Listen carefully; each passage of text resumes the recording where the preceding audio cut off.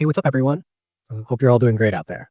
So, Windows just dropped a brand new update, and this one brings some pretty meaningful changes that you'll actually notice if you use your computer every day.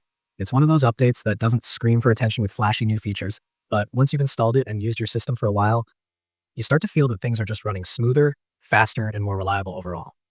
This update is part of the January 2026 rollout, and it's packed with a mix of security fixes, performance tweaks, and improvements to a few really annoying problems that people have been dealing with for months. One of the biggest areas it targets is networking, specifically an issue that affected the Windows subsystem for Linux.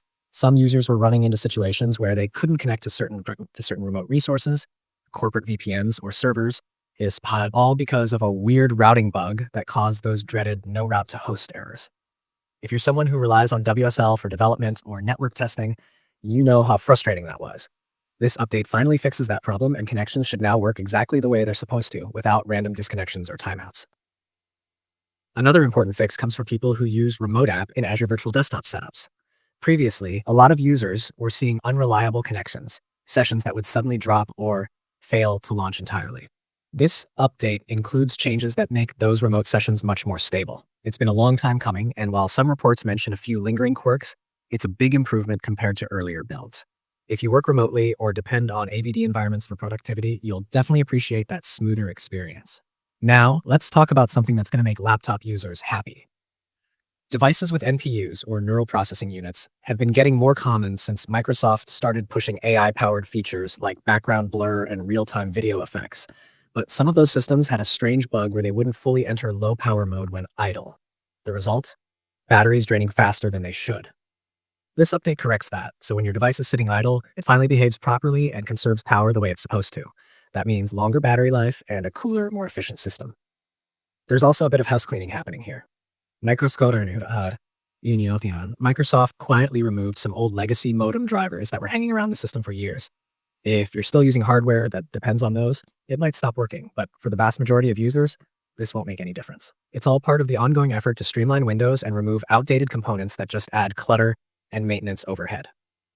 Beyond the technical fixes, you might also notice that the system simply feels more responsive overall. File Explorer opens faster, animations look smoother, and app switching has less lag. These are small details, but they add up. Microsoft doesn't always highlight every performance tweak in the official notes, but it's clear that some background optimization work has gone into this release. And it's the kind of polish that helps make the system feel more consistent and refined over time, especially on machines with less memory or older processors. Another key improvement baked into this update is the integration of the servicing stack update with the main cumulative package. Basically, that's the part of Windows that makes sure future updates install correctly and don't fail halfway through. Bundling it together means fewer manual steps and fewer update errors down the line. Once installed, it can't be removed separately, but that's completely normal. It just ensures the update mechanism stays reliable going forward. Of course, no release is completely perfect. Microsoft did acknowledge one small visual issue that might show up on some enterprise-managed systems. The password visibility icon on the lock screen sometimes doesn't appear where it should, which can be confusing for users who rely on that feature. There's already a workaround available through group policy, and it doesn't affect regular home users, so it's not a deal breaker. If you like keeping your system up to date manually, this update is also available through the Microsoft Update catalog. It's a big file, around 4 gigabytes, so it's not a quick download, but once installed, you'll get all the new security patches and reliability improvements in one go.